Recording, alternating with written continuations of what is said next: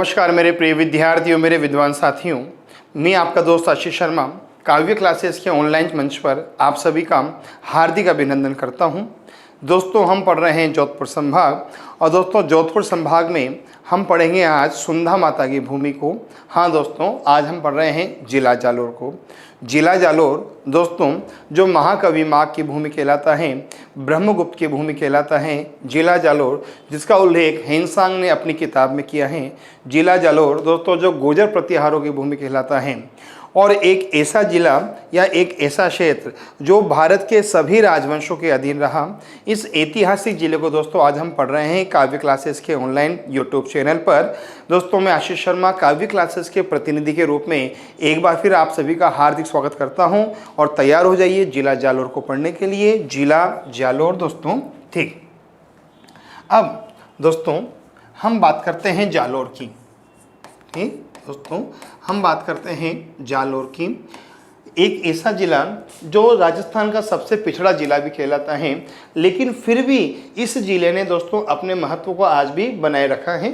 इस जिले का हम चर्चा करते हैं जालोर। दोस्तों ध्यान रखना, बात आती है कि इस जालोर का नाम जालोर क्यों रखा गया। तो दोस्तों ध्यान रखना, महर्षि जाबाली, दोस्तों महर्षि जाबाली के नाम पर, महर्षि जाबाली के नाम पर दोस्तों इस जिले का नाम जालोर रखा गया है। समझ जाओगे ना, महर्षि जाबाली के नाम पर दोस्तों इस जिले का नाम क्या रखा गया है? जालोर रखा गया है। पहली बात, जालोर इसका नाम रखा गया है महर्षि जाबाली के नाम पर। पहली बात दोस्तों, जालोर पश्चिमी राजस्थान में आता है। दोस्तों जो जालोर है ये कहाँ आता है? पश्चिमी राजस्थान में आता है। ध्यान रखना दोस्तों, जो जालोर है ना ये राजस्थान का सबसे पिछड़ा जिला है। दोस्तों जो जालोर है ना ये राजस्थान का सबसे पिछड़ा जिला है। औद्योगिक दृष्टि से सबसे पिछड़ा जिला कौन सा साहब? आपके जालोर। तो दोस्तों जो जालोर है ना ये राजस्थान का सबसे पिछड़ा जिला है। ये बात दोस्तों आप याद रखना, ठीक दोस्तों। फिर दोस्तों बात आती है कि साहब आपकी जो जालोर है ये राजस्थान का सबसे पिछड़ा जिला है। पहली बात तो ये। दोस्तों अगली बात आती है कि जो जालोर है ना ये जालोर पूर्व में आता था जोधपुर रियासत में। दोस्तों जो जालोर है ना ये पूर्व में साहब आपके कहाँ आता था? जोधपुर रियासत में।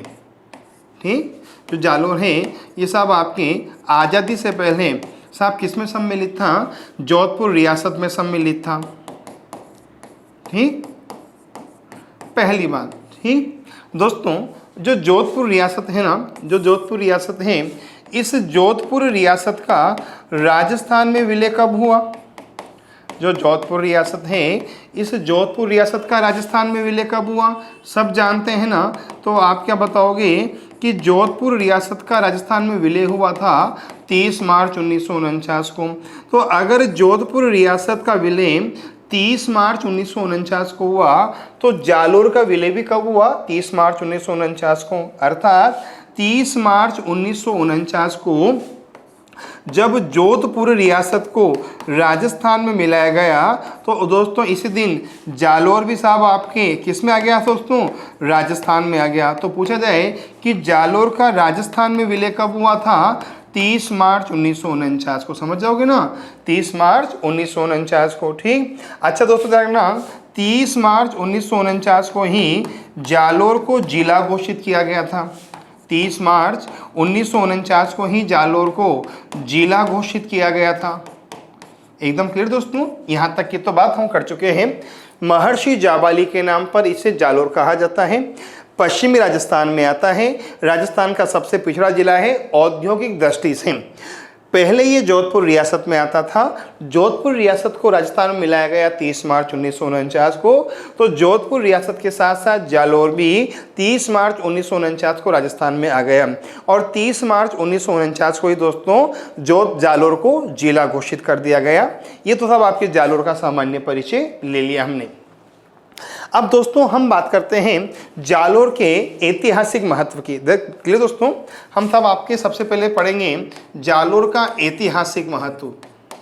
ठीक है दोस्तों, हम सबसे पहले पढ़ेंगे जालोर का ऐतिहासिक महत्व, फिर भौगोलिक और फिर साहब आपके सांस्कृतिक महत्व। ठीक दोस्तों जालोर का सबसे बड़ा ऐतिहासिक महत्व क्या है कि साहब आपके जालोर में संस्कृत साहित्य के बड़े बड़े विद्वानों ने जन्म लिया है। एकदम क्लियर दोस्तों, अगर हम जालोर की बात करें तो साहब आपके जालोर में संस्कृत साहित्य के बड़े बड़े विद्वानों ने जन्म लिया है। क्लियर।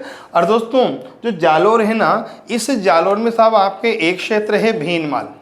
दोस्तों जो जालोर है ना, इस जालोर में साहब आपके एक क्षेत्र है भीनमाल। ठीक। जालोर का सबसे बड़ा जो ऐतिहासिक महत्व है वो भीनमाल की वजह से है। और दोस्तों इस भीनमाल ने जालोर के इतिहास को भारत के इतिहास में एक स्थान दिया है। ठीक। अब दोस्तों जो भीनमाल है, इस भीनमाल की बात करें तो दोस्तों इस भीनमाल का साहब आपके एक नाम है साहब आपके पीलो मोलो। दोस्तों जो भीनमाल है इसका एक नाम क्या है, पीलो मोलो। ठीक। और पूछा जाए कि भीनमाल को पीलो मोलो किसने कहा था, हेनसांग ने। पूछा जाए कि भीनमाल को पीलो मोलो का नाम किसने दिया था, हेनसांग ने दिया था। ठीक। और पूछा जाए कि हेनसांग ने किस किताब में भीनमाल को पीलो मोलो का नाम दिया था, तो आप क्या बताओगे कि हेनसांग ने CU की किताब में, हेनसांग ने CU की किताब में भीनमाल को पीलो मोलो का नाम दिया था। दोस्तों मैं पिछले वीडियो में ये बात बता चुका हूँ कि जो हेनसांग है ना, इस हेनसांग को कहा जाता है तीर्थ यात्रियों का राजकुमार। ये बात मैं पहले भी बता चुका हूँ कि हेनसांग को कहा जाता है तीर्थ यात्रियों का राजकुमार। आगे गया दोस्तों। ठीक, पहली बात। ठीक दोस्तों जो हेनसांग है ना, ये हर्षवर्धन के शासनकाल में भारत आया था।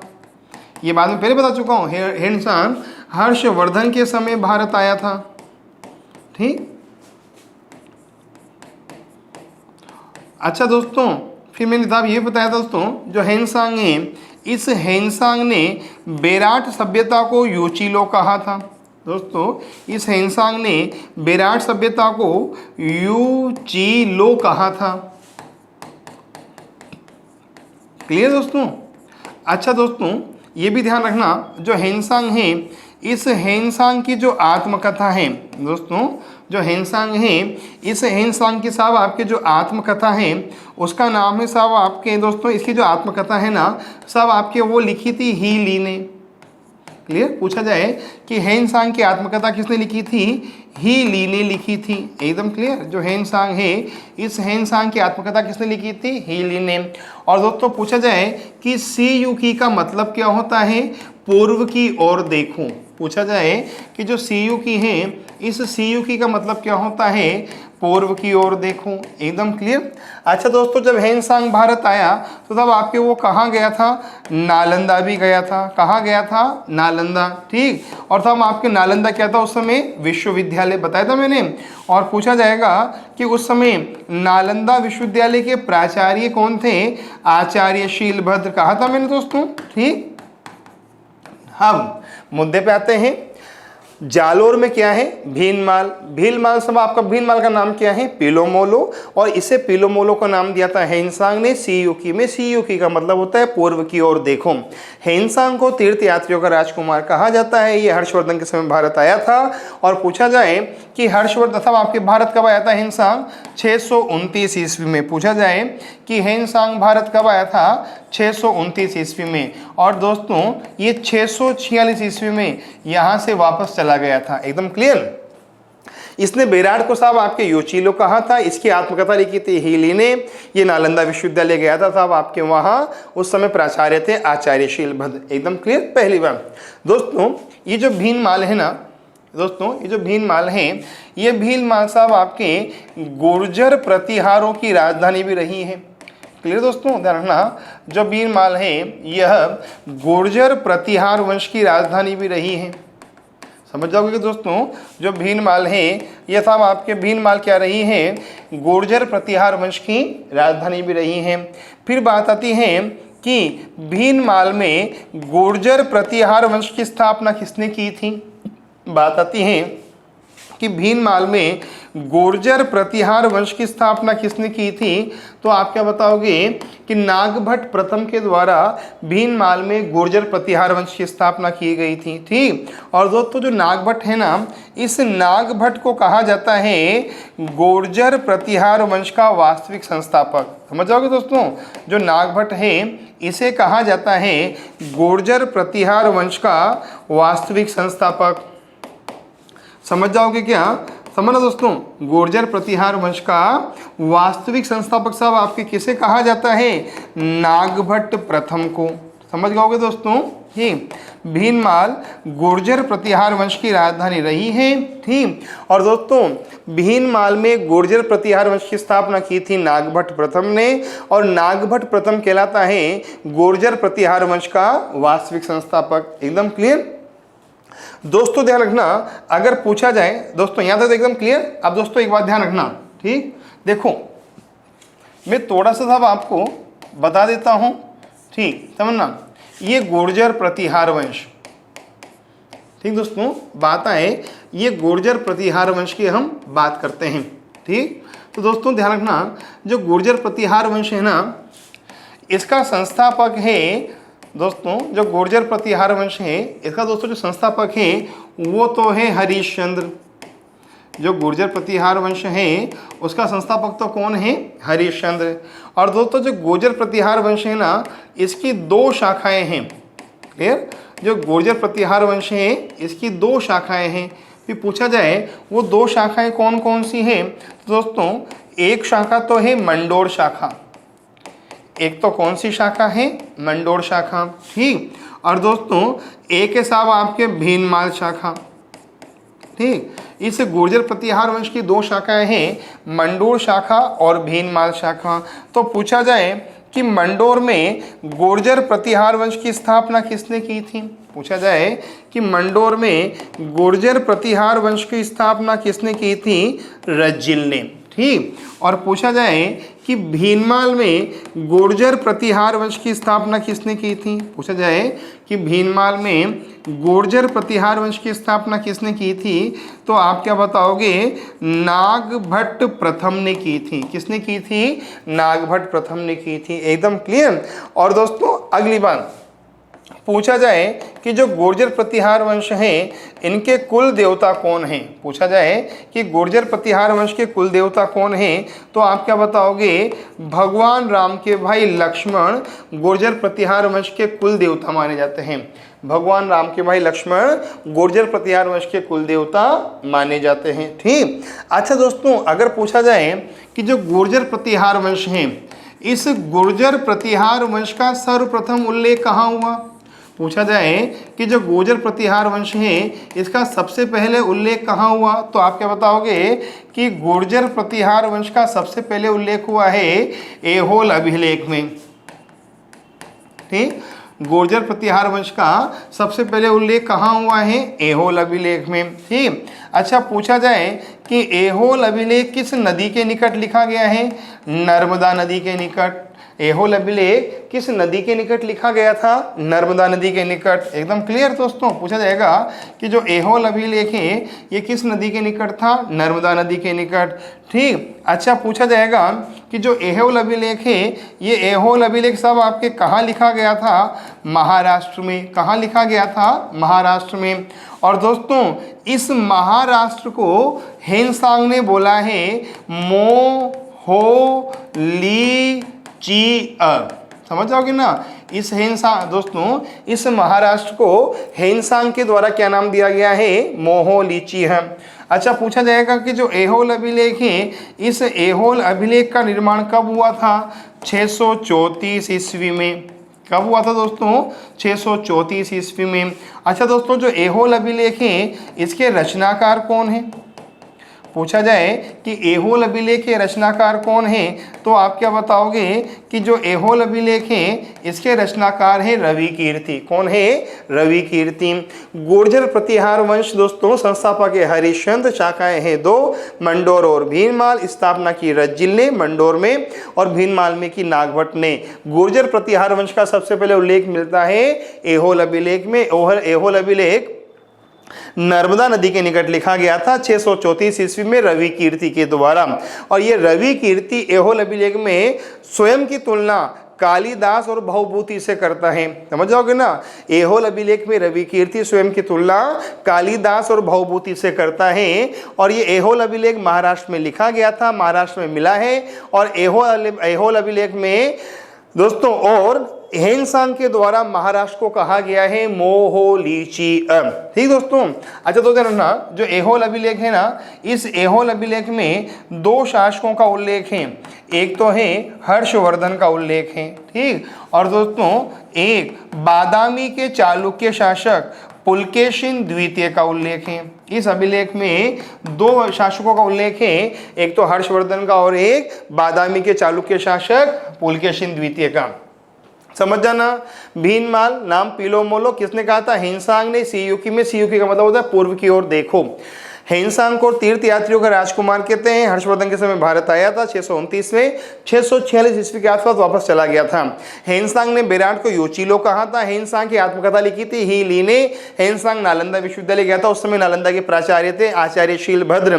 भीनमाल गोजर प्रतिहारों की राजधानी रहा है और भीनमाल में गोजर प्रतिहार वंश की स्थापना की थी नागभट्ट प्रथम ने। और नागभट्ट प्रथम को कहा जाता है गोजर वंश का, गोजर प्रतिहार वंश का वास्तविक संस्थापक। डन क्या दोस्तों? ठीक। गोजर प्रतिहार वंश का संस्थापक है हरिश्चंद्र। गोजर प्रतिहार वंश की दो शाखाएं हैं, मंडोर और भीनमाल। मंडोर में रज्जिल, भीनमाल में नागभट्ट। कुल देवता है लक्ष्मण। और गोजर प्रतिहार वंश का उल्लेख मिलता है कहां? एहोल अभिलेख में। डन क्या? क्लियर? चलो आगे दोस्तों। फिर बात आती है कि जो भीनमाल है, ये भीनमाल और कहाँ काम आएगा? तो दोस्तों संस्कृत साहित्य में एक महान विद्वान हुए हैं और उनका नाम है महाकवि माघ। संस्कृत साहित्य में एक महान विद्वान हुए हैं महाकवि माघ। ठीक। और दोस्तों जो महाकवि माघ है, इन महाकवि माघ का साहब आपको जो जन्म हुआ, दोस्तों जो महाकवि माघ है इनका साहब आपको जो जन्म हुआ वो भी कहाँ हुआ था? भीनमाल में। समझ जाओगे दोस्तों। पूछा जाएगा कि जो महाकवि माघ है, इन महाकवि माघ का साहब आपके जन्म कहाँ हुआ था? भीनमाल में। तो भीनमाल को महाकवि माघ की जन्मभूमि भी कहा जाता है। हाँ या ना? हाँ बरो? हाँ। डन। दोस्तों जो महाकवि माघ है ना, इन महाकवि माघ की रचना का नाम है शिशुपालवध। ठीक। जो महाकवि माघ है, इन महाकवि माघ की रचना का नाम है शिशुपालवध। समझ जाओगे क्या? ठीक दोस्तों। जो महाकवि माघ है इनकी रचना का नाम क्या है? शिशुपालवध। क्लियर? और दोस्तों तब आपके जो शिशुपालवध है ना, दोस्तों जो शिशुपालवध है ये सब आपके संस्कृत के पंच महाकाव्यों में सम्मिलित हैं। क्लियर दोस्तों? जो शिशुपालवध है ये संस्कृत के पंच महाकाव्यों में सम्मिलित की गई है। क्लियर दोस्तों? तब आपके जो शिशुपालवध है इसे संस्कृत के पंच महाकाव्यों में सम्मिलित किया गया है। समझ जाओगे कि भैया भीनमाल में किसका जन्म हुआ है दोस्तों? महाकवि माघ का। महाकवि माघ की रचना का नाम क्या है साहब आपके? शिशुपालवध। और शिशुपालवध को साहब आपके संस्कृत के 5 महाकाव्यों में सम्मिलित किया गया है। फिर बात आती है कि संस्कृत के 5 महाकाव्य कौन कौन से हैं? तो दोस्तों संस्कृत का पहला महाकाव्य माना जाता है रघुवंशम। किसे माना जाता है? रघुवंशम को। क्लियर दोस्तों? दूसरा माना जाता है कुमार संभव को। क्लियर दोस्तों? किसे माना जाता है? कुमार संभव को। ठीक। और दोस्तों जो ये दोनों है ना, इनकी रचना किसने की थी? कालिदास ने। किसने की थी? कालिदास ने। ठीक दोस्तों। जो तीसरा महाकाव्य है वो सब आपके कहा जाता है किरातार्जुनीयम को। साहब किसे कहा जाता है? किरातार्जुनीयम को। और पूछा जाएगा कि जो किरातार्जुनीयम है इसकी रचना किसने की थी? भारवी ने की थी। ठीक दोस्तों। साहब आपके जो चौथा महाकाव्य है वो माना जाता है नेषद चरितम को। किसे माना जाता है? नेषद चरितम को। और पूछा जाएगा कि इसकी रचना किसने की थी? श्रीहर्ष ने की थी। ठीक। और दोस्तों जो 5वां महाकाव्य है वो किसे माना जाता है? शिशुपालवत को। किसे माना जाता है? शिशुपालवत को। और पूछा जाएगा साहब जो शिशुपालवत है उसकी रचना किसने की थी? महाकवि माघ ने। समझ जाओगे क्या? महाकवि माघ का जन्म कहाँ हुआ? भीनमाल में। भीनमाल में साहब आपके महाकवि माघ का जन्म हुआ। भीनमाल के महाकवि माघ की रचना का नाम शिशुपालवत। शिशुपालवत किसमें आता है? संस्कृत के 5 महाकाव्य में रघुवंशम, कुमार संभव, किरातार्जुनीयम, निषदचरितम और शिशुपालवत, इन्हें कहा जाता है पंच महाकाव्य। इसमें शिशुपालवत को स्थान दिया गया। सोच लो कितना बड़ा काव्य रहा होगा। ठीक, अगली बात दोस्तों, फिर बात आती है दोस्तों, गणित के एक विद्वान हुए थे और नाम था ब्रह्मगुप्त। क्या नाम था? ब्रह्मगुप्त। गणित के एक विद्वान साहब आपके नाम था ब्रह्मगुप्त। क्लियर? और दोस्तों जो ब्रह्मगुप्त है ना, इन साहब आपके जो ब्रह्मगुप्त हैं इनका दोस्तों जो जन्म हुआ ना वो भी कहाँ हुआ था? भीनमाल में। पूछा जाएगा जो ब्रह्मगुप्त हैं दोस्तों साहब आपके इनका जन्म भी कहाँ हुआ था? भीनमाल में हुआ था। एकदम क्लियर? फिर बात आती है दोस्तों जो ब्रह्मगुप्त हैं इनकी 2 किताबें कौन कौन सी हैं? क्लियर दोस्तों? पूछा जाएगा कि जो ब्रह्मगुप्त हैं इनकी 2 किताबें कौन कौन सी हैं? क्लियर दोस्तों? दोस्तों ब्रह्मगुप्त की साहब आपके एक किताब का तो नाम है ब्रह्म सिद्धांत।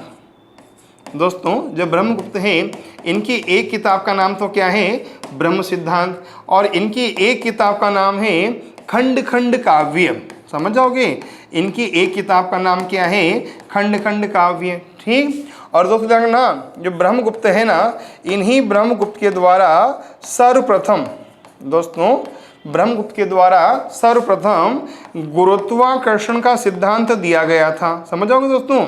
जो ब्रह्मगुप्त हैं इनके द्वारा साहब आपके सबसे पहले गुरुत्वाकर्षण का सिद्धांत दिया गया था न्यूटन से कहीं साल पहले। न्यूटन तो उस समय पैदा भी नहीं हुआ था दोस्तों। क्लियर दोस्तों?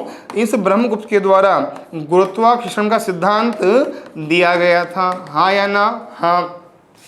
महाकवि माघ का जन्म भीनमाल में। ब्रह्मगुप्त का जन्म कहाँ हुआ? भीनमाल में। अच्छा, ब्रह्मगुप्त की रचना ब्रह्म सिद्धांत और खंड खंड काव्य। सर्वप्रथम गुरुत्वाकर्षण का सिद्धांत किसने दिया था? ब्रह्मगुप्त ने दिया था। एकदम क्लियर?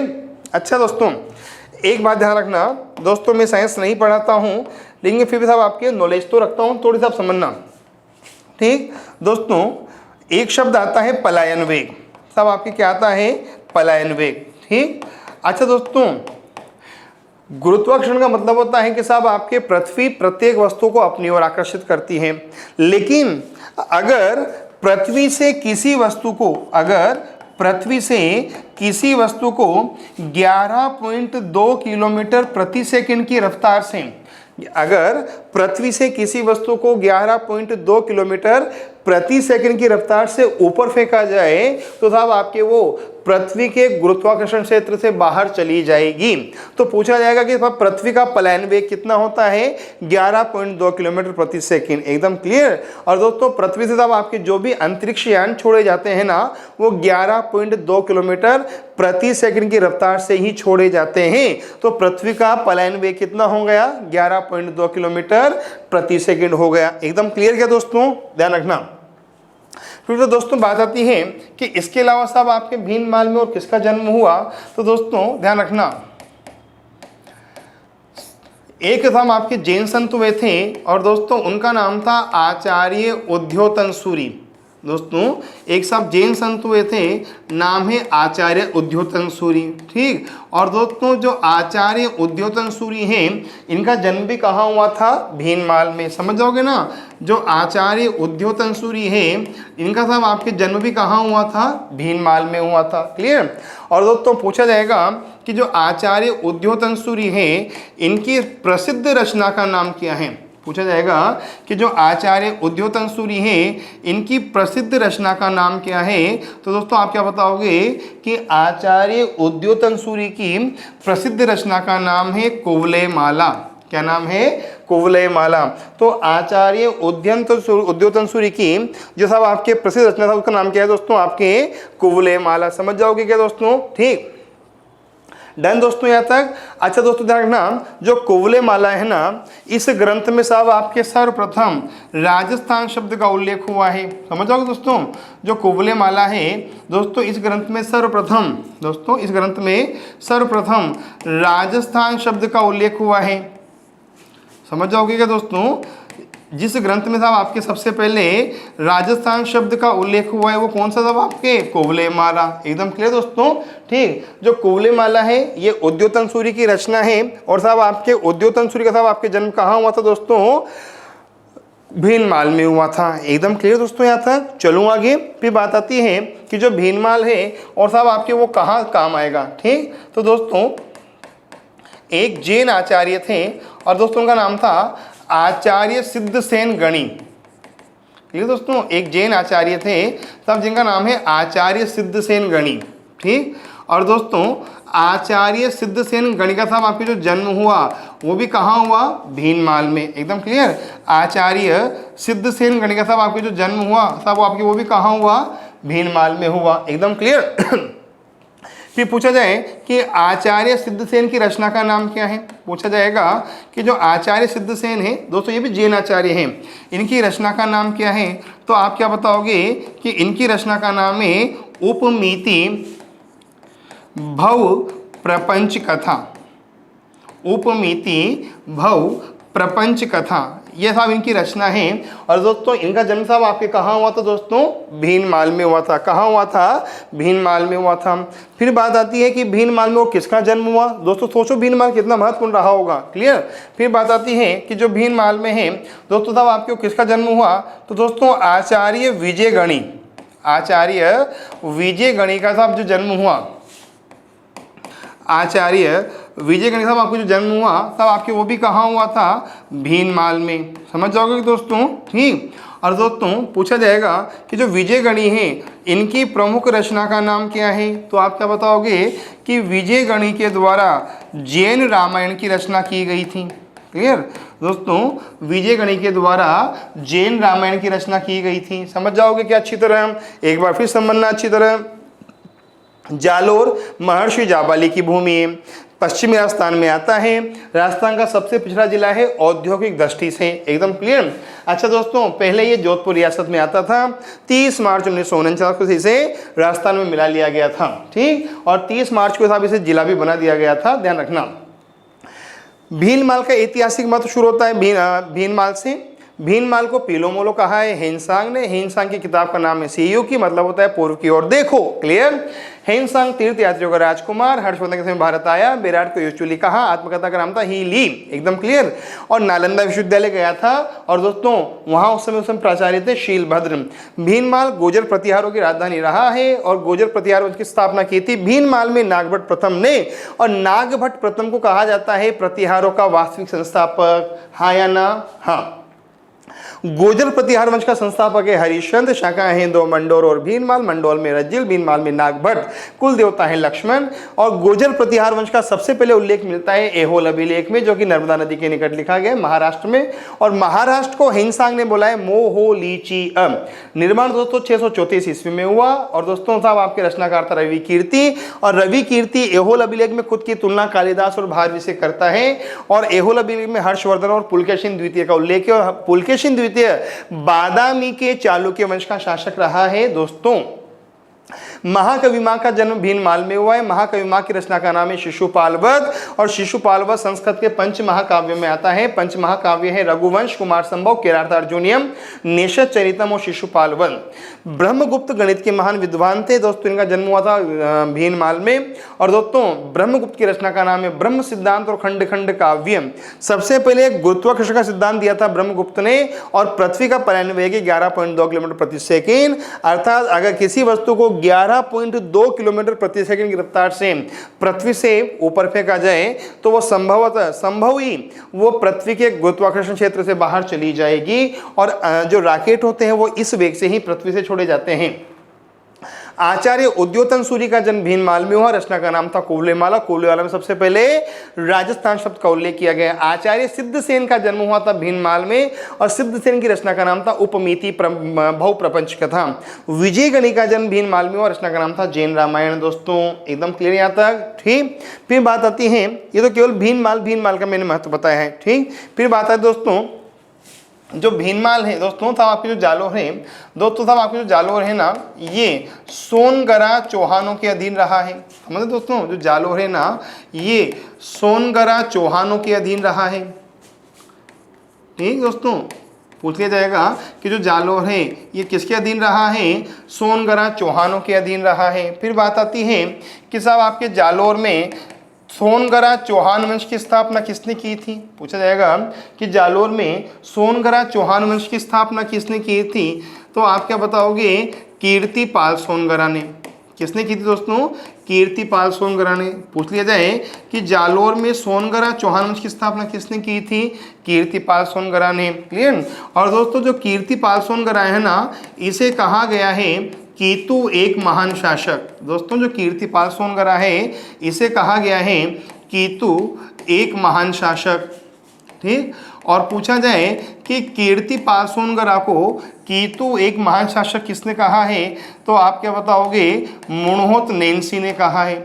कीर्तिपाल सोनगरा को कीतु एक महान शासक किसने कहा है, मुणहोत नैन्सी ने कहा है। हाँ या ना, हाँ, डन। अच्छा दोस्तों फिर बात आती है कि सब आपके जो जालोर का चौहान वंश है, दोस्तों बात आती है कि जो जालोर का चौहान वंश है, इस चौहान वंश का उल्लेख किसने किया है। क्लियर। बात आती है कि साहब आपके जो जालोर का चौहान वंश है, इस चौहान वंश का उल्लेख किसने किया है। तो दोस्तों जो चौहान वंश है इसका उल्लेख 3 जगह से मिलता है। क्लियर दोस्तों, एक तो साहब आपके इसका उल्लेख किया है पद्मनाभ ने। किसने किया है, पद्मनाभ ने। ठीक। और पूछा जाएगा कि पद्मनाभ ने साहब आपके इसका उल्लेख किस में किया है, कान्हड़देव प्रबंध में। पद्मनाभ ने इसका उल्लेख किसमें किया है, कान्हड़देव प्रबंध ने। दोस्तों एक इसका उल्लेख किया है आमिर खुसरो ने। क्लियर। जो जालोर का चौहान वंश है इसका उल्लेख किसने किया है, आमिर खुसरो ने। और पूछा जाए कि आमिर खुसरो ने किस में उल्लेख किया है, तो आप क्या बताओगे कि आमिर खुसरो ने खजाइन उल फतूह में उल्लेख किया है। ठीक। और दोस्तों इसके अलावा जो जालोर का चौहान वंश है इसका उल्लेख मिलता है सुंधा माता शिलालेख में। साहब किस में मिलता है, सुंधा माता शिलालेख में। एकदम क्लियर। जो जालोर का चौहान वंश है इसका उल्लेख साहब किस में मिलता है, सुंधा माता शिलालेख में मिलता है। एकदम क्लियर दोस्तों यहाँ तक तो ठीक। फिर बात आती है कि साहब आपके जो जालोर का चौहान वंश है या जो साहब जालोर हैं दोस्तों, इस जालोर में साहब आपके कुल कितने शाखे हुए हैं, तो आप क्या बताओगे कि साहब आपके जालोर में कुल 2 शाखे हुए हैं। पूछा जाएगा कि साहब जालोर में कुल कितने शाखे हुए हैं, 2 शाखे हुए हैं। दोस्तों पहला शाखा हुआ 1308 में। पहला शाखा कब हुआ, 1308 में। और दूसरा शाखा कब हुआ, 1311 में। क्लियर। जालोर में कुल कितने शाखे हुए, 2, एक तो 1308 में और एक 1311 में। ठीक। दोस्तों जो 1308 में शाखा हुआ ना, ये कहाँ हुआ था, सिवाना में। क्लियर। सिवाना अब बाड़मेर में आता है, पहले जालोर में आता था। एकदम क्लियर। जो पहला शाखा हुआ वो कहाँ हुआ, सिवाना में। तो दोस्तों जो दूसरा शाखा हुआ वो कहाँ हुआ, जालोर में। कहाँ हुआ, जालोर में। ठीक। फिर बात आती है कि जो पहला शाखा हुआ, इस पहले शाखे में केसरिया किसने किया। पूछा जाएगा कि इस पहले शाखे में केसरिया किसने किया, तो आप क्या बताओगे कि शीतल देव के द्वारा यहाँ केसरिया किया गया था। एकदम क्लियर। और पूछा जाए कि जो पहला शाखा हुआ ना, ये किसके विरुद्ध हुआ, तो आप क्या बताओगे कि साहब आपके जो पहला शाखा है ये अलाउद्दीन खिलजी के विरुद्ध हुआ। समझ जाओगे कि जो पहला शाखा है ये किसके विरुद्ध हुआ, अलाउद्दीन खिलजी के विरुद्ध हुआ। ठीक। और पूछा जाए कि इस पहले शाखे में अलाउद्दीन खिलजी का सेनापति कौन था, तो आप क्या बताओगे, कमालुद्दीन गुर्ग। कौन था रे भैया, कमालुद्दीन गुर्ग। समझ जाओगे क्या, इस पहले शाखे में सेनापति कौन था अलाउद्दीन खिलजी का, कमालुद्दीन गुर्ग। ठीक दोस्तों। अब बात आती है कि जो दूसरा शाखा है वो कब हुआ, जालोर में 1311 में। ठीक।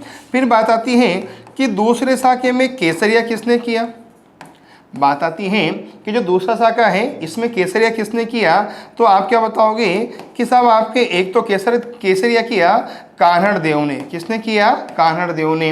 और दोस्तों साहब आपके एक केसरिया किया वीरमदेव सोनगरा ने। किसने किया भैया, वीरमदेव सोनगरा ने केसरिया किया। एकदम क्लियर। ठीक। अच्छा पूछा जाए कि जो दूसरा शाखा हुआ ये भी साहब किसके विरुद्ध हुआ दोस्तों, अलाउद्दीन खिलजी के विरुद्ध हुआ। क्लियर। जो दूसरा शाखा है ये भी साहब आपके किसके विरुद्ध हुआ, अलाउद्दीन खिलजी के विरुद्ध हुआ। समझ जाओगे क्या भैया। ठीक। अच्छा दोस्तों ध्यान रखना, जब पहला शाखा हुआ ना दोस्तों, जब पहला शाखा हुआ तो तब आपके इसमें दो व्यक्तियों ने साहब आपके दोस्तों विश्वासघात, दोस्तों जब पहला साका हुआ तब आपके इसमें एक व्यक्ति ने विश्वासघात किया था और उसका नाम था भायला राजपूत। जब पहला साका हुआ था तो साहब आपके एक राजपूत ने विश्वासघात किया था, नाम था भायला राजपूत। क्लियर दोस्तों, समझ जाओगे ना। जब जालोर का पहला साका हुआ तो विश्वासघात किसने किया था? भायला रामक राजपूत ने विश्वासघात किया था। एकदम क्लियर।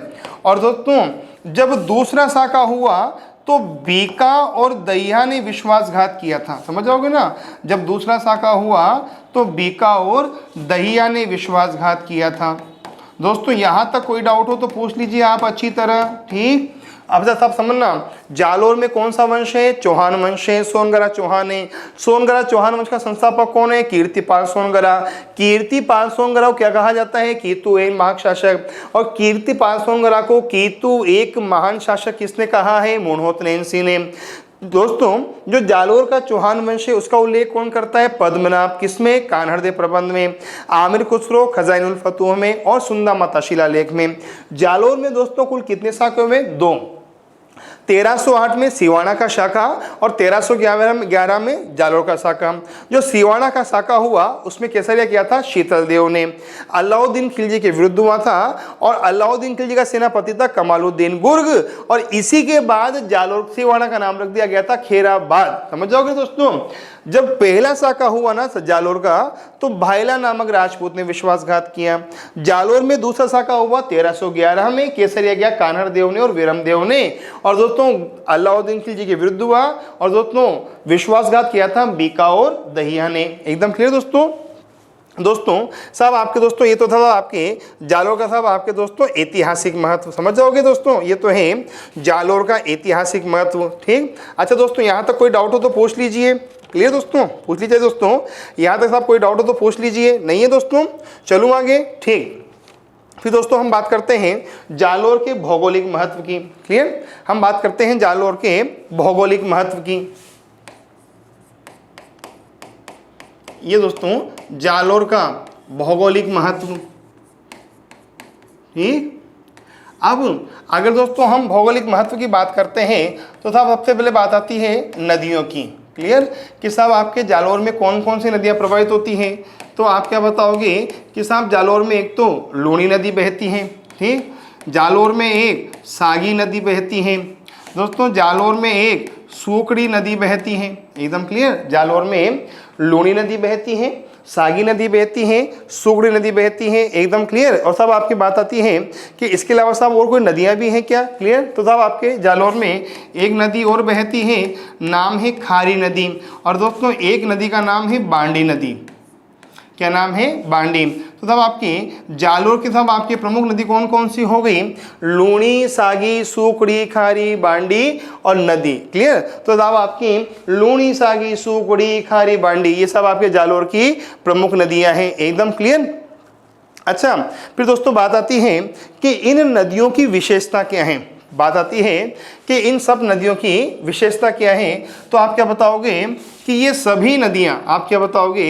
ये सभी नदियां, ये दोस्तों ये सभी नदियां बरसाती नदियां हैं। समझो दोस्तों, साहब ये सभी नदियां क्या हैं? बरसाती नदियां हैं। अर्थात ये 12 मासी नदियां नहीं हैं, बरसाती नदियां हैं। जब जब बारिश होगी तो साहब आपकी बहेगी। एकदम क्लियर दोस्तों, पहली बात।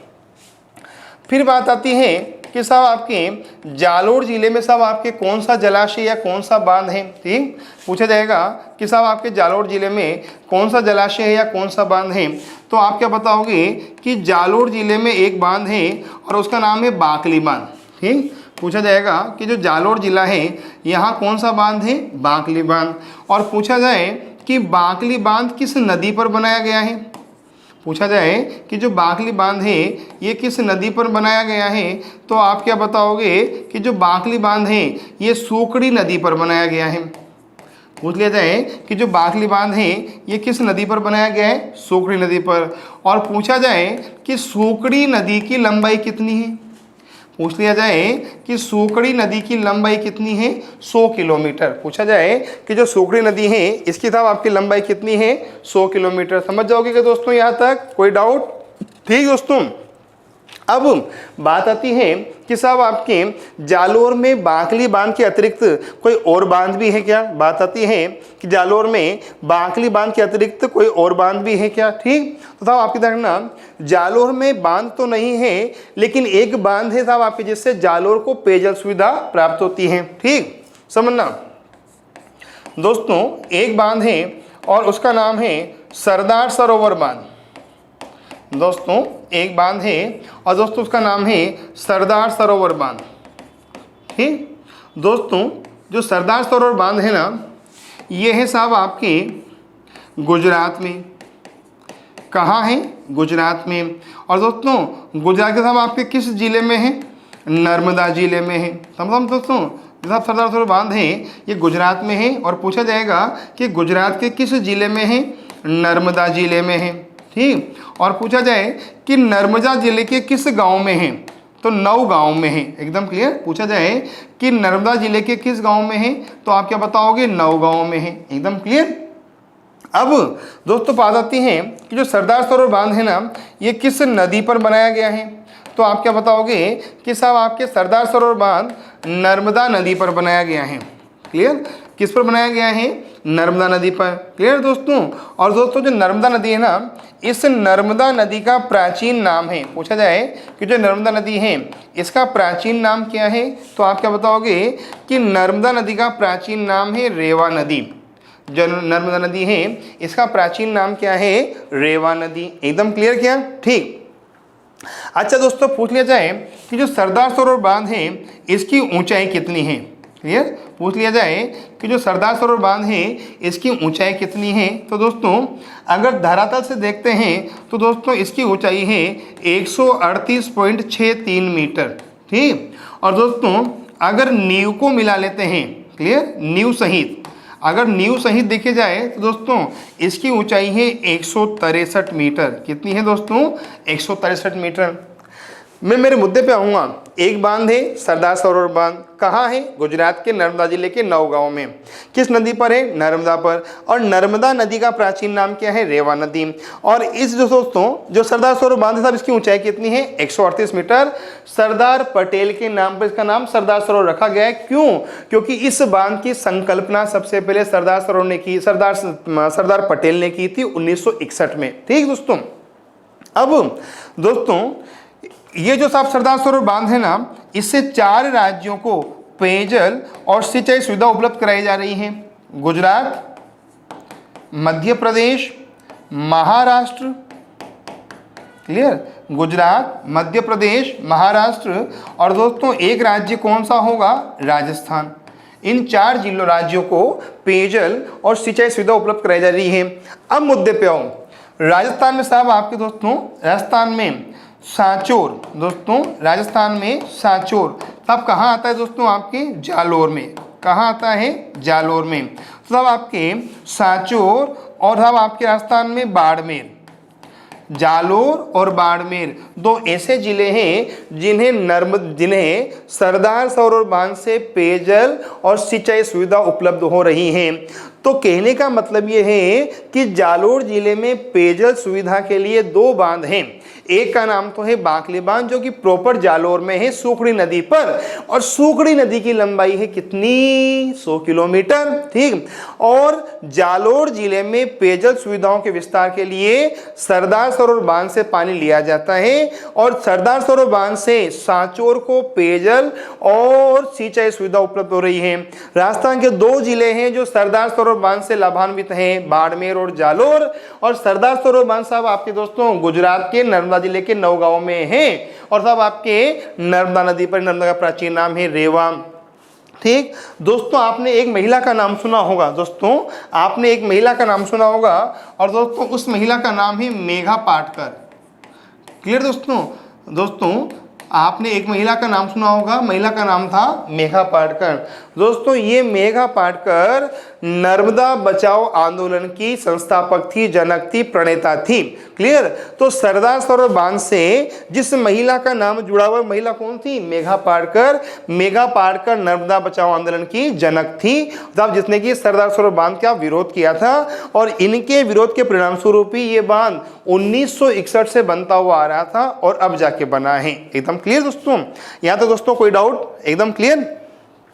अच्छा दोस्तों ध्यान रखना, नर्मदा नदी पर कुल मिलाकर 30 बांध बनाए गए हैं। दोस्तों है ना, जो नर्मदा नदी है उस पर कुल मिलाकर 30 बांध बनाए गए हैं। और दोस्तों ध्यान रखना, जो सब नर्मदा नदी है इस पर सब आपके कुल कितने बांध हैं? 30 बांध हैं। ठीक। और दोस्तों इन 30 बांध में, दोस्तों इन 30 बांध में 2 बांध सब आपके बहुत बड़े हैं। दोस्तों इन 30 बांधों में 2 बांध बहुत बड़े हैं। एक का नाम तो है सरदार सरोवर बांध और एक का नाम है महेश्वर बांध। क्लियर।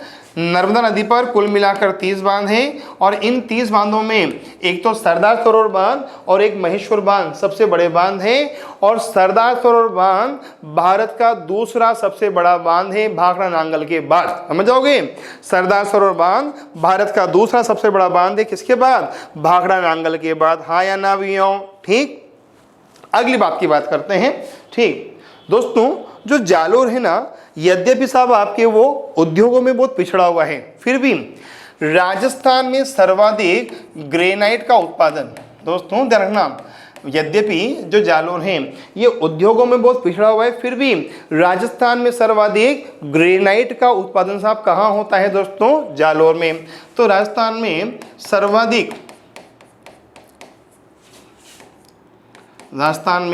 सर्वाधिक ग्रेनाइट का उत्पादन, राजस्थान में सर्वाधिक ग्रेनाइट का उत्पादन साहब वो कहाँ होता है? दोस्तों जालोर में होता है। कहाँ होता है दोस्तों? जालोर में होता है। ठीक। अच्छा दोस्तों देखना, राजस्थान अपनी विविधताओं के लिए जाना जाता है। ठीक। और राजस्थान की एक विशेषता क्या है कि राजस्थान भारत का एकमात्र ऐसा राज्य है, राजस्थान भारत का एकमात्र ऐसा राज्य है जहां अलग अलग रंग के या विभिन्न रंग के ग्रेनाइट उत्पादित होते हैं। अगर प्रश्न बन जाए कि साहब आपके भारत का एकमात्र राज्य है जहां अलग अलग रंग के ग्रेनाइट उत्पादित होते हैं, तो नाम क्या होगा? राजस्थान। ठीक दोस्तों।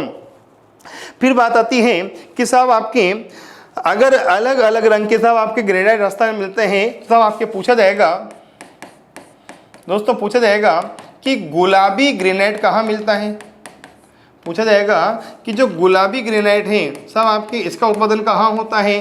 तो आप क्या बताओगे कि जो गुलाबी ग्रेनाइट है दोस्तों इसका उत्पादन होता है जालोर में। समझ जाओगे दोस्तों? पूछा जाए कि जो गुलाबी ग्रेनाइट है इसका उत्पादन साहब आपके कहाँ होता है? जालोर में होता है। ठीक। अच्छा दोस्तों, अगर जालोर में भी खान का नाम पूछ लिया जाए तो नाम बाबर माल की खान।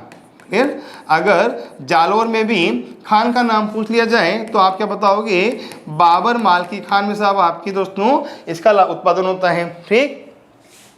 फिर बात आती है कि साहब आपके मकरी लाल, दोस्तों थोड़ा सा आपके अलग नाम है ये, मकरी लाल मतलब मट में लाला है ना दोस्तों। फिर बात आती है जो मकरी लाल ग्रेनाइट है इसका साहब आपका उत्पादन कहाँ होता है? तो आप क्या बताओगे? जो मकरी लाल ग्रेनाइट है दोस्तों साहब इसका उत्पादन होता है सिवाना में। कहाँ होता है? सिवाना में। और साहब आपके पूछा जाए कि सिवाना कहाँ आता है? बाड़मेर में। कहाँ आता है दोस्तों? बाड़मेर में। गुलाबी ग्रेनाइट जालोर, मकरी लाल ग्रेनाइट साहब आपके कहाँ होता है? साहब आपके बाड़मेर में। एकदम क्लियर। फिर बात आती है साहब आपके कि साहब आपके पीला ग्रेनाइट कहाँ होता है? बात आती है कि जो पीला ग्रेनाइट है साहब वो कहाँ उत्पादित होता है? ये पीला ग्रेनाइट। ठीक। तो आप क्या बताओगे कि जो पीला ग्रेनाइट है दोस्तों ये सब आपके कहाँ उत्पादित होता है? जैसलमेर में। कहाँ होता है? जैसलमेर में। ठीक। और पूछा जाए कि काला ग्रेनाइट, पूछा जाए कि काला ग्रेनाइट कहाँ उत्पादित होता है? पूछा जाए कि जो काला ग्रेनाइट है ये कहाँ उत्पादित होता है? तो आप क्या बताओगे कि काला ग्रेनाइट एक तो जयपुर में उत्पादित होता है और दोस्तों एक अजमेर में उत्पादित होता है। समझ जाओगे ना? जो काला ग्रेनाइट है दोस्तों यह एक तो जयपुर में उत्पादित होता है और साहब आपके कहाँ उत्पादित होता है दोस्तों? ये आपके अजमेर में। फिर बात आती है कि जयपुर में कहाँ होता है? पूछा जाएगा कि साहब आपके जयपुर में कहाँ होता है, तो आप क्या बताओगे कि दोस्तों जयपुर में साहब आपके एक खान है और उस खान का नाम है काला डेरा। क्या नाम है? काला डेरा, यहाँ होता है।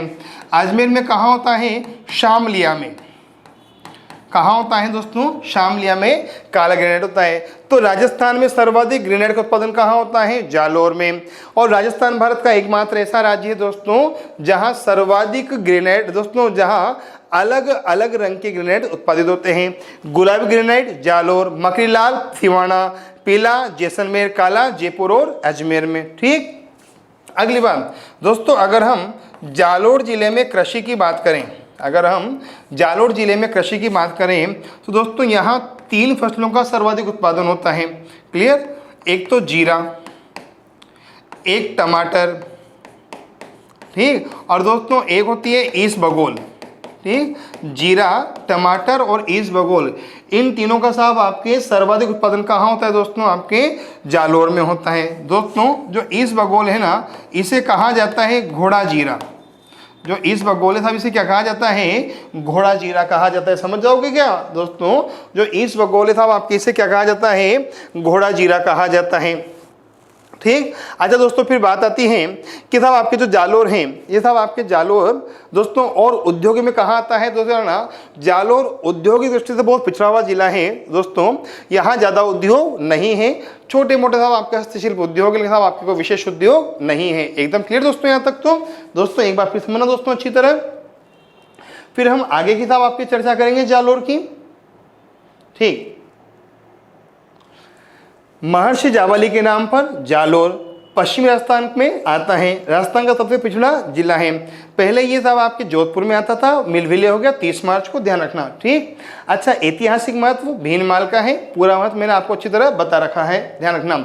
गुर्जर प्रतिहार वंश भीनमाल से जुड़ा हुआ है, पूरी बात दोस्तों मैंने आपको बता दी है। ठीक, महाकवि महाग ब्रह्मगुप्त, इनका जन्म साहब कहाँ हुआ था? भीनमाल में। उद्योतन सूरी, सिद्धसेन और विजय मणि का साहब जन्म भी कहाँ हुआ था? भीनमाल में। सोनग्रा चौहान जालोर के थे, चौहान वंश जालोर में हुआ है, में हम चर्चा कर चुके हैं। ठीक, नदियां लूणी, सागी, सुगड़ी, खारी, बांडी बरसाती नदियां हैं, बारहमासी नदियां नहीं है। जलाशय बाकली बांध है जालोर में, और जालोर को सरदार सरोवर बांध से भी साहब आपके पेयजल सुविधा मिल रही है, मैंने आपको बता रखा है। ठीक, और दोस्तों राजस्थान सर्वाधिक ग्रेनाइट कहाँ होता है? जालोर। तो दोस्तों अब हम बात करते हैं जालोर के प्रमुख सांस्कृतिक विशेषताओं की। अब अगर दोस्तों हम जालोर की सांस्कृतिक विशेषताओं की बात करते हैं तो दोस्तों सबसे पहले बात आती है जालोर जिले में कौन कौन से मंदिर पाए जाते हैं। ठीक, तो दोस्तों अगर जालोर के ज़िले के मंदिरों की बात करें तो दोस्तों यहाँ एक मंदिर है और दोस्तों उसका नाम है सीरे मंदिर। एकदम क्लियर दोस्तों, जो ये साहब आपके यहाँ है एक मंदिर है सीरे मंदिर। दोस्तों जो सीरे मंदिर है ना दोस्तों, जो सीरे मंदिर है इसकी स्थापना की थी मानसिंह राठौड़ ने। ठीक है दोस्तों, जो सीरे मंदिर है इसकी स्थापना की थी मानसिंह राठौड़ ने। ठीक, और दोस्तों ये मानसिंह राठौड़ हैं जो जोधपुर के शासक हैं। क्लियर, इन्होंने स्थापना की थी। दोस्तों जो मानसिंह राठौड़ है ना, ये नाथ संप्रदाय के अनुयायी थे। क्लियर दोस्तों, जो मानसिंह राठौड़ हैं ये नाथ संप्रदाय के अनुयायी थे। ठीक, और नाथ संप्रदाय का अनुयायी होने के कारण, नाथ संप्रदाय का अनुयायी होने के कारण इन मानसिंह राठौड़ को कहा जाता है सन्यासी राजा। ठीक, नाथ संप्रदाय का अनुयायी होने के कारण इन्हें क्या कहा जाता है? सन्यासी राजा। दोस्तों जो मानसिंह राठौड़ है ना, इनके द्वारा जोधपुर दुर्ग में मान प्रकाश पुस्तकालय का निर्माण कराया गया था। ठीक दोस्तों, इनके द्वारा जोधपुर दुर्ग में मान प्रकाश पुस्तकालय का निर्माण कराया गया था। समझ जाओगे, इनके द्वारा आपके जोधपुर में मान प्रकाश पुस्तकालय का निर्माण कराया गया था। दोस्तों इन मानसिंह राठौड़ ने 1818 में ईस्ट इंडिया कंपनी से संधि की थी। समझ जाओगे ना, मानसिंह राठौड़ ने 1818 में ईस्ट इंडिया कंपनी से संधि की थी। ठीक, और दोस्तों ये वही मानसिंह राठौड़ है जिनके कार्यकाल में कृष्णा कुमारी विवाद हुआ था। समझ जाओगे दोस्तों, ये वही मानसिंह राठौड़ है जिनके कार्यकाल में कृष्णा कुमारी विवाद हुआ था। ठीक, और दोस्तों इस कृष्णा कुमारी विवाद में 2 शासकों के बीच में युद्ध हुआ था। एक शासक का नाम था मानसिंह सेकंड, ये मानसिंह, ठीक। और दोस्तों एक का नाम था सवाई जगत सिंह, क्लियर दोस्तों, ये भी कौन सा, द्वितीय। और दोस्तों इन दोनों के बीच में 1807 में एक युद्ध हुआ था और दोस्तों युद्ध का नाम था गिंगोली का युद्ध। दोस्तों युद्ध का नाम क्या था, गिंगोली का युद्ध, एकदम क्लियर दोस्तों, ठीक। अब मुख्य मुद्दा, अपने मुद्दे पे आते हैं। जालोर में कौन सा मंदिर है, सूर्य मंदिर। इस सूर्य मंदिर की स्थापना किसने की थी, मानसिंह राठौड़ ने। मानसिंह राठौड़ नाथ संप्रदाय के अनुयायी हैं। इन्हें सन्यासी राजा कहा जाता है। इन्होंने जोधपुर में मान प्रकाश पुस्तकालय की स्थापना की थी। ईस्ट इंडिया कंपनी से संधि की थी। कृष्णा कुमारी विवाद इन्हीं के समय हुआ था और गिंगोली का युद्ध हुआ था कृष्णा कुमारी विवाद के कारण, ठीक। दोस्तों जो सूर्य मंदिर है ना, इसे कहा जाता है जालंधर नाथ की तपोभूमि। दोस्तों जो सूर्य मंदिर है इसे कहा जाता है जालंधर नाथ की तपोभूमि। क्लियर दोस्तों, क्या कहा जाता है, जालंधर नाथ की तपोभूमि। किसे कहा जाता है, सूर्य मंदिर को, ठीक। और दोस्तों अब चूंकि सूर्य मंदिर जालंधर नाथ की तपोभूमि है, इसलिए दोस्तों इस सूर्य मंदिर को कहा जाता है राजस्थान का जालंधर। क्लियर दोस्तों, इस सूर्य मंदिर को कहा जाता है राजस्थान का जालंधर, ठीक। दोस्तों ये जो सूर्य मंदिर है ना, ये नाथ संप्रदाय का केंद्र है। क्लियर दोस्तों, समझना, जो साहब सूर्य मंदिर है ये क्या है, नाथ संप्रदाय का केंद्र है, ठीक।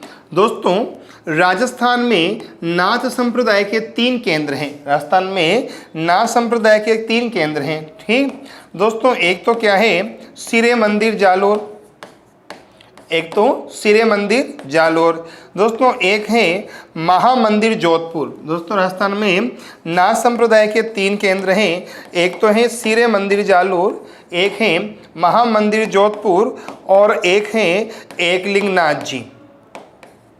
समझ जाओगे, राजस्थान में नाथ संप्रदाय के 3 केंद्र हैं, सूर्य मंदिर जालोर, महामंदिर जोधपुर और साहब आपके एकलिंगनाथ जी। ये तीनों साहब आपके दोस्तों क्या हैं, दोस्तों आपके नाथ संप्रदाय के केंद्र हैं। और यूँ कह सकते हैं कि साहब आपके जालोर, जोधपुर और उदयपुर 3 ऐसी रियासतें हैं जो शैव संप्रदाय के अनुयायी हैं। समझ जाओगे ना, जालोर, जोधपुर और उदयपुर 3 ऐसी रियासतें हैं जो किसके अनुयायी, साहब आपके शैव संप्रदाय के अनुयायी हैं। समझ जाओगे क्या दोस्तों, पहली बात। दोस्तों दूसरी बात, ये तो बात हो गई एक। दोस्तों साहब आपके जालोर में साहब आपको जो दूसरा मंदिर है उसका नाम है सुंदा माता का मंदिर, ठीक। दोस्तों जो जालोर में दूसरा मंदिर है ना साहब आपके, उसका नाम है सुंदा माता का मंदिर, ठीक। जालोर में सब आपके दूसरा मंदिर है, साहब नाम क्या है, सुंदा माता का मंदिर। अब दोस्तों इस मंदिर का नाम सुंदा माता का मंदिर क्यों रखा, दोस्तों जो देवी है वो चामुंडा देवी है, क्लियर। लेकिन सुंदा नामक पर्वत पर स्थित होने के कारण 56 की पहाड़ियां हैं, 56 की पहाड़ियों में भी सुंदा नामक पहाड़ी पर स्थित होने के कारण इस मंदिर का नाम क्या हो गया, सुंदा माता का मंदिर हो गया। एकदम क्लियर दोस्तों यहाँ तक। तो फिर साहब आपकी बात आती है कि साहब आपके जो सुंदा माता का मंदिर है, इस मंदिर की विशेषता क्या है। पूछा जाए कि जो सुंदा माता का मंदिर है, इस मंदिर की विशेषता क्या है, तो आप क्या बताओगे कि जो सुंदा माता का मंदिर है ना, इस मंदिर की विशेषता क्या है। कि पहली विशेषता तो यह है कि दोस्तों ये जो मंदिर है ना दोस्तों, इसका निर्माण कराया था चचिक देव ने। पूछा जाएगा कि साहब आपके इस मंदिर का आपका निर्माण किसने कराया था, चचिक देव ने। और पूछा जाए कब कराया था, 1312 में कराया था। कब कराया था, 1312 में। दूसरी था विशेषता क्या है दोस्तों, यहाँ देवी के केवल शीश की ही पूजा होती है। जानना दोस्तों, यहाँ केवल देवी के शीश की ही पूजा होती है, धड़ की पूजा नहीं होती है।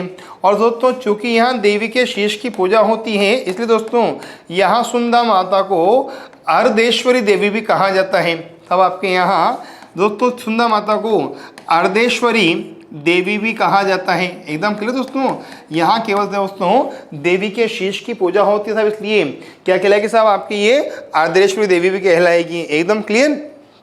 फिर साहब आपकी बात आती है कि 2 मंदिर हो गए। फिर साहब आपकी बात आती है यहाँ तीसरा मंदिर कौन सा है। और तो दोस्तों जालोर में एक मंदिर और है, और दोस्तों वो है आशापुरा माता का मंदिर। एकदम क्लियर। दोस्तों जालोर में एक मंदिर और है और साहब आपके वो है आशापुरा माता का मंदिर। ठीक, पूछा जाए कि आशापुरा माता का मंदिर कौन से गांव में है? मोदरा गांव में है। क्लियर, पूछा जाएगा कि जो आशापुरा माता का मंदिर है वो साहब कौन से गांव में है? मोदरा गांव में है।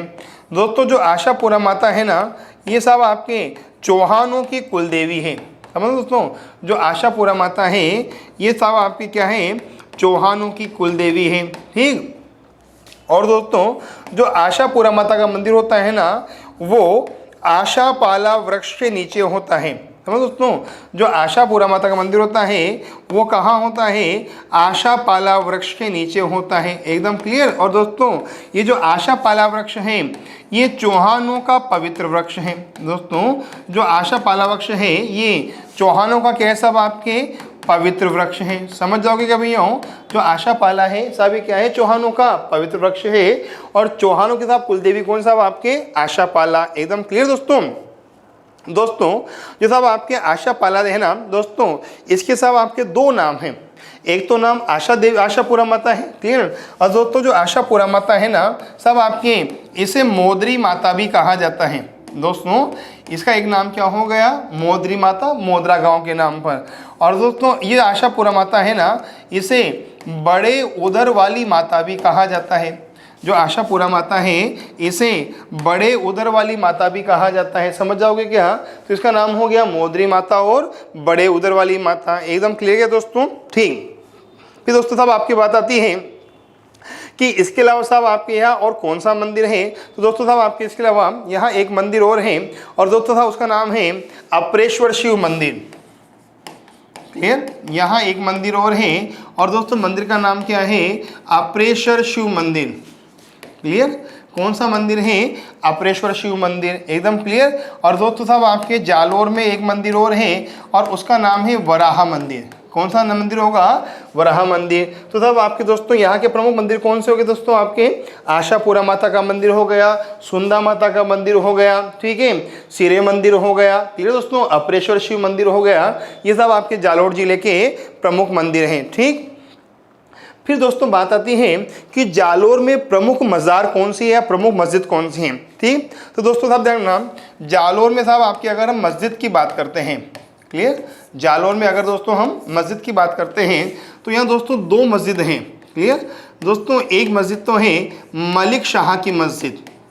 ठीक दोस्तों, अगर हम जालोर की बात करते हैं तो यहाँ दो मस्जिद हैं। एक तो है मलिक शाह की मस्जिद, ठीक, और दोस्तों एक है अलाउद्दीन की मस्जिद। ठीक, एक तो है मलिक शाह की मस्जिद और दोस्तों एक है अलाउद्दीन की मस्जिद। अलाउद्दीन की मस्जिद। ठीक, और दोस्तों ये जो अलाउद्दीन की मस्जिद है ना दोस्तों, इसे वर्तमान में कहा जाता है तोप मस्जिद। क्लियर, इस मस्जिद के ऊपर एक तोप निर्मित है, इसका नाम क्या हो गया? तोप मस्जिद हो गया। एकदम क्लियर दोस्तों, दो बातें एकदम क्लियर। तो साहब आपके मस्जिद में अलाउद्दीन की मस्जिद होगी और साहब आपके क्या होगी? साहब आपके यहाँ तोप मस्जिद हो गई या मलिक शाह की मस्जिद हो गई। क्लियर, फिर बात आती है कि साहब जो जालोर है, यहाँ जालोर का प्रमुख पशु मेला कौन सा है?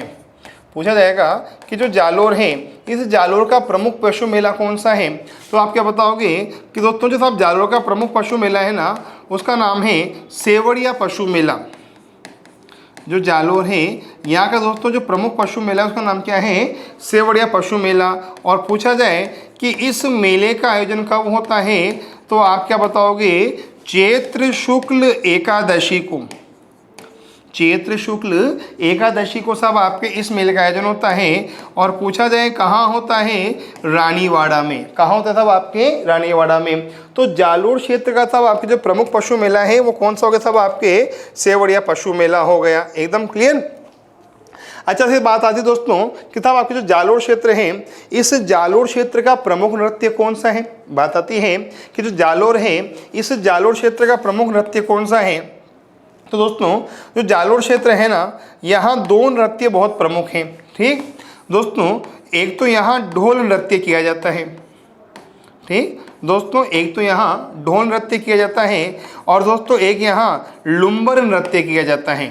क्लियर। तो ढोल नृत्य और लुम्बन नृत्य यहाँ के प्रमुख नृत्य हैं। ठीक दोस्तों, सब आपके जो ढोल नृत्य है ना, ये किया जाता है विवाह के अवसर पर।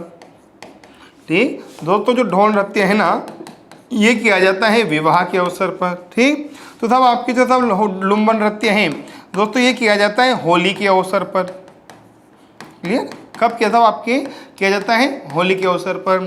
दोस्तों सब आपके जो ढोल नृत्य हैं ये केवल पुरुषों के द्वारा किया जाता है।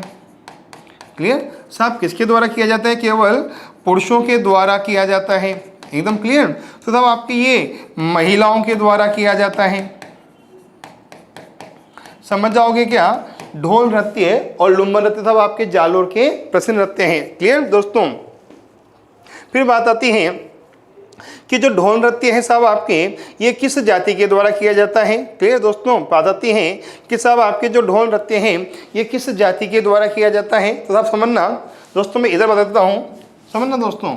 ये ढोल नृत्य पूछा जाए कि ये सब आपके किस जाति के द्वारा किया जाता है, तो दोस्तों ये नृत्य दो जाति करती हैं। एक तो पूछा जाएगा दोस्तों ये नृत्य सब आपके कौन करती हैं, तो दोस्तों एक तो सरगड़ा, दोस्तों एक तो सरगड़ा और एक ढोली। क्लियर, सरगड़ा और ढोली जाति के द्वारा ये नृत्य किया जाता है। ठीक दोस्तों, इस नृत्य में सब आपके थाकना शैली में ढोल बजाया जाता है। समझना दोस्तों, इस नृत्य में थाकना शैली में ढोल बजाया जाता है। समझ जाओगे क्या दोस्तों? सरगड़ा और ढोली जाति के द्वारा सब आपके नृत्य किया जाता है और सब आपके थाकना शैली में ढोल बजाया जाता है। ठीक दोस्तों, इस नृत्य का संबंध एक विशेष समाज से है। ठीक समझना दोस्तों, जालोर में एक समाज पाया जाता है सांचलिया समाज।